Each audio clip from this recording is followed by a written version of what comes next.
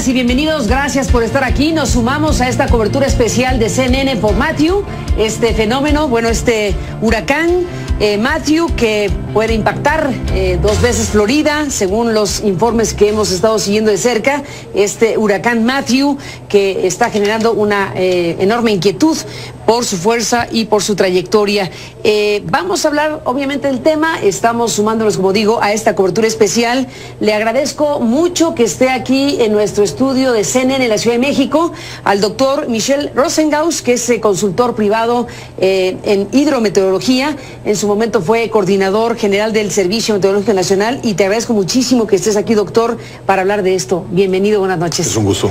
Gracias por estar aquí en este momento. En un instante iniciamos la conversación, pero nos enlazamos al instante con José Manuel Rodríguez. José Manuel está en Florida, en Daytona Beach, y nos cuenta cómo están las cosas en este momento de la noche. Bienvenido, José Manuel, te escuchamos. Buenas noches.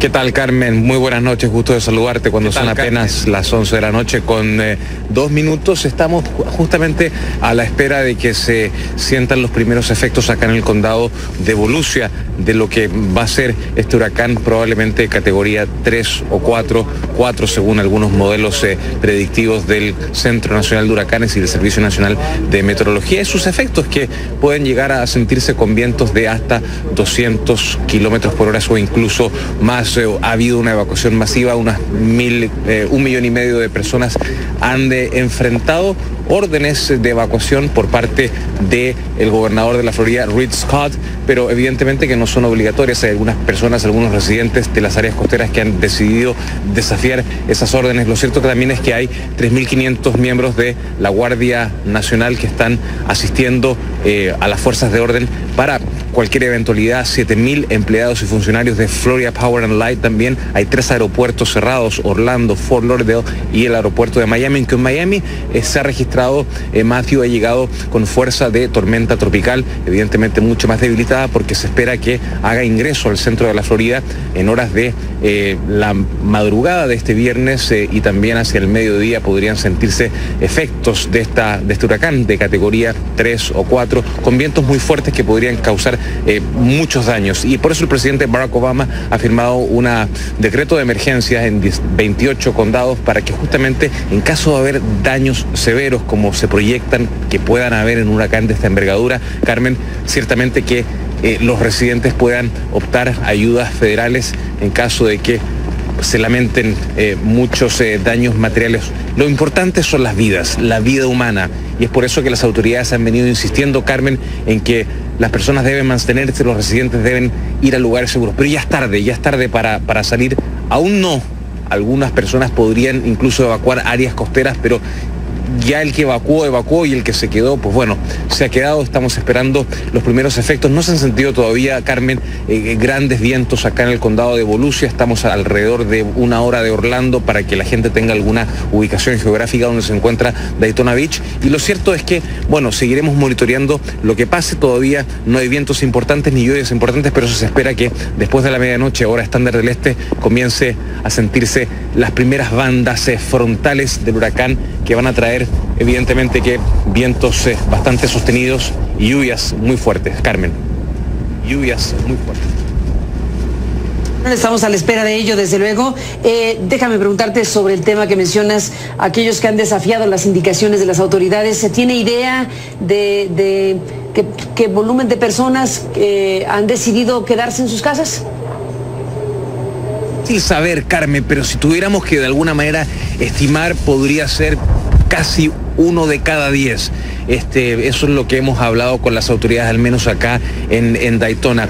Hay órdenes obligatorias para salir, pero si tú firmas un documento frente a la policía y estableces que te vas a quedar bajo tus propios riesgos, puedes hacerlos. Hay personas que muy cerca de acá, a pocas cuadras, nos hemos encontrado con residentes que dicen, no, aquí a mí no me va a pasar nada, yo voy a estar bien, voy a estar seguro, pero bueno, es una lotería, es muy aleatorio quedarse frente a un huracán que puede ser potencialmente tan dañino y tan destructivo. Para algunos una irresponsabilidad, para otros, bueno, un acto de su libertad personal, Carmen. personal, Carmen. Pues ahí está, desde luego, una interpretación de cómo se puede ver el asunto. Por lo pronto, gracias, José Manuel Rodríguez, por este reporte que nos das. Nos mantenemos en comunicación permanente contigo de esta cobertura especial que estamos teniendo en CNN. Gracias por estar aquí y estamos en contacto. Buenas noches.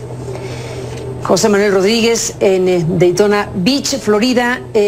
Doctor Rosenhaus, Matthew, ¿frente a qué estamos? ¿Qué cosa es esto? Que ha generado, pues desde luego, una gran preocupación. Bueno, Matthew es un fenómeno, un ciclón tropical verdaderamente intenso. De hecho, ha tenido varias etapas que han llamado la atención al respecto. Una de ellas fue que en un periodo de 24 horas se intensificó de un huracán categoría 1 a un huracán categoría 4, que nuevamente se han dado casos así anteriormente, pero no son muy frecuentes. O sea, ¿no? Pasar de 1 a 4 de 1 a 4 dentro de 24 horas, ¿no? O menos 21 horas, ¿no? Entonces, esto es le llaman intensificación explosiva o intensificación rápida, y esto lo hizo un poco antes de entrar a Haití. Se mantuvo como un huracán categoría 4 cruzando sobre una parte de Haití y después cruzando sobre una parte de Cuba. En esa parte perdió un poco de intensidad, como es natural por la zona montañosa que estaba cruzando. Inmediatamente después, al cruzar a Bahamas, la expectativa era que se reintensificara. Le tomó un poco más de tiempo empezar a reintensificarse, pero ya lo hizo, y ahora es un categoría 4 sólido, digamos, está a la mitad del rango de categoría 4, 220 kilómetros por hora de vientos máximos sostenidos. Y se espera que se acerque, como lo está haciendo, diagonalmente a la costa de Florida, y mantenga esa categoría 4 al menos hasta haber pasado después de Cabo Cañaveral. La peculiaridad, digamos, en este momento, fuera de la intensidad y del tamaño que tiene, que es un huracán extenso, es el hecho de que su trayectoria pronosticada es exactamente paralela a la costa y probablemente ligeramente dentro del mar. Y esto le permite mantener dentro del mar. O sea, en la línea costera. Prácticamente en la línea costera, pero un poquito adentro del mar, digamos, el centro de giro se mantendría en el mar, y eso le permitiría avanzar grandes distancias como un huracán mayor, categoría 3, 4 o 5. Esto quiere decir que de la zona en la que se acerque, digamos, directamente a la costa, que será un poco más arriba que West Palm Beach, hasta el final de Florida, digamos, donde hace frontera Florida con Georgia, se va a mantener como un huracán categoría 3 o 4, ¿no? Y esto quiere decir que va a recorrer cientos de kilómetros de la costa de Florida, produciendo ese tipo de daños, produciendo los daños típicos que produce un huracán de ese tipo. Esta no es una trayectoria enorme. Exacto. Y esto no es la forma tradicional, es que los huracanes se acercan a la costa, entren en forma más o menos perpendicular, produzcan daños muy intensos en la zona de entrada y después pierdan intensidad rápidamente hacia adentro, ¿no? Este no será el caso, este será un caso de una trayectoria muy larga manteniendo esa intensidad. Toda la costa. Toda la costa de Florida. Toda la costa de Florida, en la línea, digamos. Exacto, desde West Palm Beach. Bueno, la característica, mejor dicho. Exacto, exacto.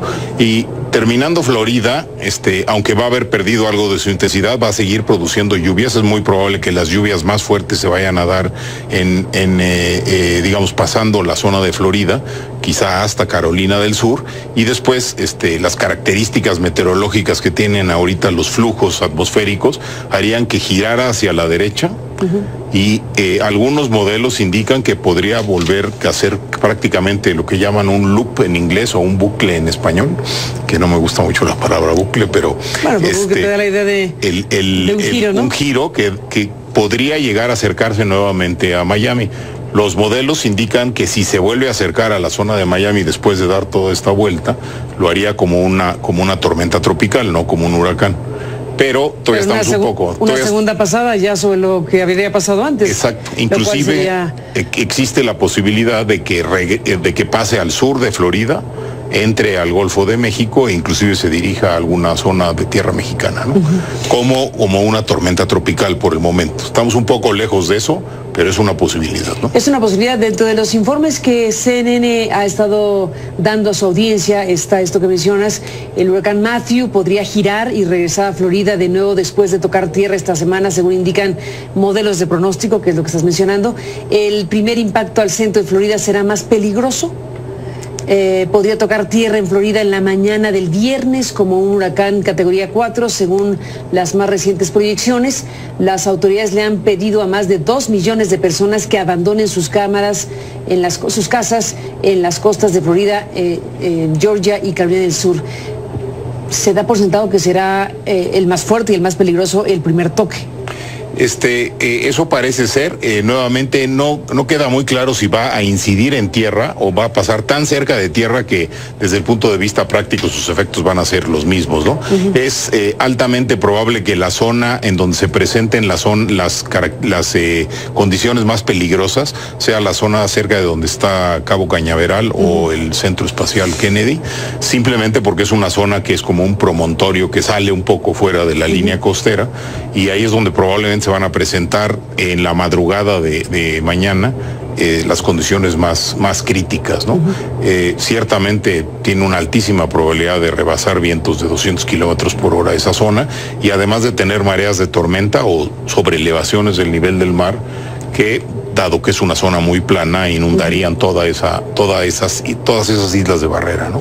Déjame hacer una pausa, doctor Rosengaus, y regresamos en esta conversación. Te pregunto y te escucho al regreso. ¿Cuántos kilómetros, imaginemos el ojo del huracán, cuántos kilómetros estarían al lado de la tierra y cuántos al lado del mar, si es que se puede calcular, para imaginar qué zona de tierra podría estar en esta ruta sobre la costa, que es la característica de Matthew que destacas esta noche en tu revisión? Volvemos después de la pausa y te escuchamos.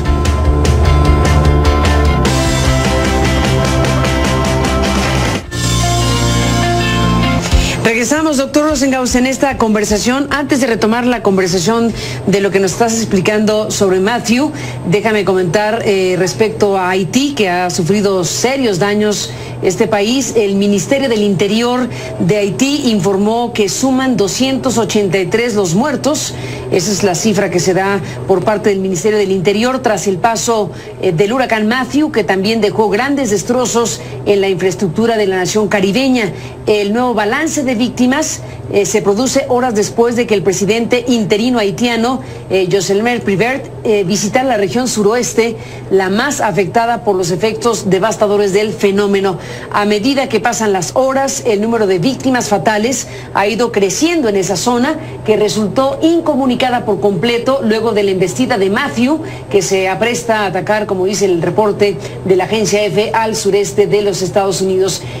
Organismos de protección civil habían informado más temprano que 264 personas habían perdido la vida, principalmente en varias ciudades y localidades del departamento sur, por donde pasó el ojo del huracán.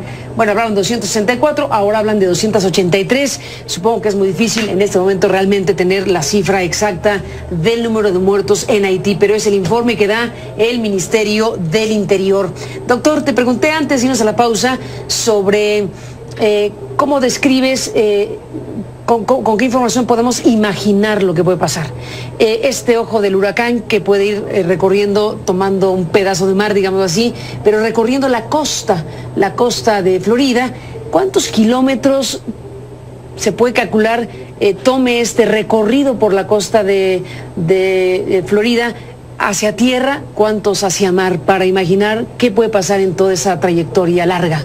Sí, bueno, la trayectoria seguiría probablemente muy cerca de la costa, pero probablemente del lado del mar, pero esto implicaría que habría una franja, digamos, cerca, una franja paralela de tierra, paralela a la costa atlántico, del orden de 75 a 100 kilómetros de profundidad tierra adentro, que tendría vientos de 120 kilómetros por hora o más, que son vientos de huracán. Y el tamaño del ciclón tropical implica que prácticamente todo Florida, del orden de 300 kilómetros de ancho, tendrían vientos de tormenta tropical. Esto quiere decir que inclusive la costa opuesta de Florida también tendría vientos que calificarían como tormenta tropical, ¿no? Y las alertas están colocadas sobre esa costa también, aunque no son alertas de huracán, sino de tormenta tropical. ¿Qué tipo de daño puede causar un fenómeno así en una zona como esta? Bueno, vientos de un huracán categoría 4, 220 kilómetros por hora, pueden producir daños muy severos a cualquier tipo de construcción, sobre todo el tipo de construcción de casa-habitación que se tiene en los Estados Unidos, que fundamentalmente está, aunque puede tener cimentaciones de concreto y mampostería, normalmente la construcción es de madera, ¿no? Entonces los daños pueden ser catastróficos, quiere decir pueden volar techos completos, a esas velocidades de viento prácticamente no queda ninguna teja sobre el techo. Se rompen las ventanas, se rompen las puertas y la presión que producen estos rompimientos puede hacer que inclusive algunas paredes colapsen, ¿no? Además del viento está el problema del oleaje y la marea de tormenta. El huracán, digamos, alrededor con sus vientos está generando olas que pueden tener del orden de 10 metros de altura, digamos 3 pisos de altura, que además van viajando encima de un mar que sobre la zona anterior al ciclón, en la parte de enfrente del ciclón, el viento está soplando hacia la costa y está sobreelevando el nivel del mar. Se estima que en este caso la sobreelevación sería entre 2 y 3 metros de altura. Esto quiere decir, esas olas irían viajando sobre ese nivel del mar sobreelevado. Hay que recordar que toda la costa de Florida tiene islas de barrera, que son las islas estas que están separadas del continente y que están conectadas normalmente por puentes donde habitan personas. He escuchado que simplemente un porcentaje, he escuchado que hasta 20% de la población, a pesar de vivir en esas islas de barrera y habérseles pedido que evacuaran, del orden del 20%, que hace rato vimos que quizá 10%, no habrían evacuado. El peligro para esas personas es enorme y desgraciadamente en el momento en el que se presente el máximo peligro, es absolutamente imposible ir a rescatarlas en ese momento, ¿no? En este momento ya es tarde para salir. Yo diría que las gentes que viven alrededor de Jacksonville, digamos de Daytona Beach hacia el norte, todavía podrían llegar a salir, pero mi recomendación sería que no trataran de salir de una isla de barrera sin haber hablado a las autoridades, al 911, para estar seguro que lo pueden hacer. Las personas que vivan de Daytona Beach hacia el sur, sobre la costa, en las islas de barrera, yo creo que es demasiado tarde. ¿Qué es lo que decía José Manuel Rodríguez? Porque al final él estaba ahí precisamente en Daytona, calculando 1 de cada 10 personas que habrían decidido quedarse, pero él un poco también dudaba, porque no hay manera de saberlo, si estaban todavía a tiempo de salir o si ya lo único que daba era esperar a lo que pudiera suceder en las próximas horas. Las próximas horas, ¿cuál es el pronóstico para esta noche, para la madrugada? ¿Se tiene idea de en cuánto puede tocar algún punto identificable? Digamos, se está acercando en diagonal. Esto quiere decir, la zona donde empieza este promontorio, donde está Cabo Cañaveral, va a empezar a sufrir efectos, como se mencionó, inclusive Daytona Beach todavía no tiene efectos muy evidentes, porque otra vez los vientos de tormenta tropical tienen una extensión de alrededor de 300 kilómetros alrededor del ojo. Daytona Beach todavía está fuera de esa zona, pero va a quedar dentro de esa zona en las próximas horas de la noche. Probablemente el paso frente a Cabo Cañaveral y posteriormente un poquito después de Daytona Beach sea en la madrugada, las primeras horas de la madrugada del viernes. Para el amanecer ya iría camino, digamos, a Jacksonville, ¿no? El amanecer de hoy a mañana. El amanecer del viernes. Perdón, del viernes, exactamente. Déjame, doctor, hacer una pausa y regresamos en esta conversación sobre Matthew.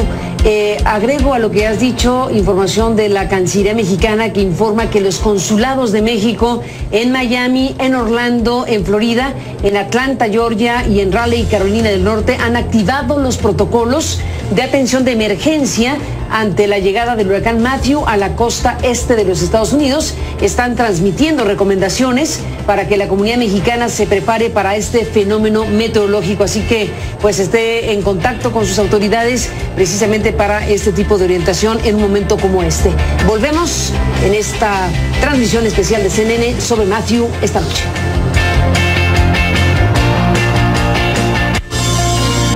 Entramos en la parte final, doctor Rosengaus.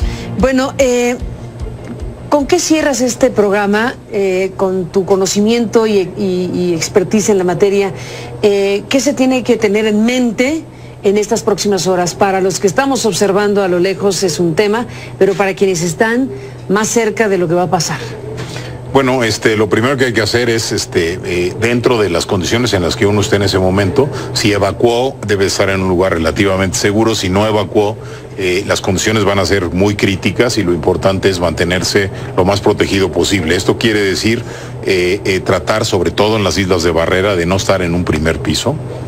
Quizá no estar en un segundo piso, sino lo más arriba posible. Digamos, un tercer piso sería razonable para el tipo de marea de tormenta que se va a presentar. Estar lejos de ventanas, de ser posible en los cuartos más pequeños de las casas, típicamente serían los baños que no tienen ventanas y que además tienen el refuerzo que les produce todas las tuberías, etcétera, etcétera, ¿no? Por supuesto, tratar de... Exacto, los baños o los closets pequeños, digamos, que tienen por el tamaño que tienen, resultan ser zonas mucho más rígidas de la casa, y tratar de mantenerse en comunicación, digamos, al menos unidireccional, al menos informado de si ya pasó o no pasó. Es importante que en algunos puntos pudiera pasar el ojo del huracán, que en este caso va a ser un lapso de tiempo muy corto, pero el hecho de que temporalmente pase el ojo del huracán no quiere decir que se acabó el peligro, porque en la parte de atrás vuelve a haber vientos de igual magnitud, ¿no? Entonces, otra vez mantenerse protegido, y tan pronto como sea posible, pedir ayuda. Es importante no caminar en zonas inundadas, es importante no caminar en zonas, donde puede haber cables eléctricos vivos, etcétera, etcétera, ¿no? De ser posible, y si no lo han hecho, cerrar gas y electricidad en las casas. ¿Se recomienda poner tapias en las ventanas o eso ya es...? Yo diría que para personas que están nuevamente al norte de Daytona todavía se podría, pero es difícil hacerlo bien, digamos, en horas nocturnas. Yo espero que ya se hubiera logrado, ¿no? Lo importante en las casas es mantener lo que se llama la envolvente contra la intemperie, ¿no? En pocas palabras, si se rompe una ventana o se rompe una pared, etcétera, entonces entra una gran cantidad de aire lleno de lluvia, arena, etcétera, etcétera, que produce muchos daños en el interior y, por supuesto, produce corrientes muy fuertes en el interior de la casa. Eso hay que tratar de evitarlo a través de que no se rompan, y la forma de hacerlo, de la mejor manera de hacerlo, es o con protecciones permanentes que se cierran o con protecciones temporales, con estos triplies que se atornillan, digamos, sobre la parte externa de las tesas. Pero me parece que para la mayor parte de la gente que está en Florida, ese momento ya pasó. Si no se hizo, bien, y no si se no... ha hecho. Es importante no tratar de hacer estas maniobras de emergencia en horas nocturnas con vientos muy altos y sobre todo acercándose a las ventanas, ¿no? O sea, no hay que estar cerca de las ventanas porque pueden romperse en cualquier Totalmente. momento, ¿no? Doctor Rosenhaus, gracias por estar aquí. Nos mantenemos en comunicación y seguimos esta transmisión especial de CNN sobre Matthew y demás informaciones. Gracias por permitirnos estar con usted. Buenas noches y hasta mañana.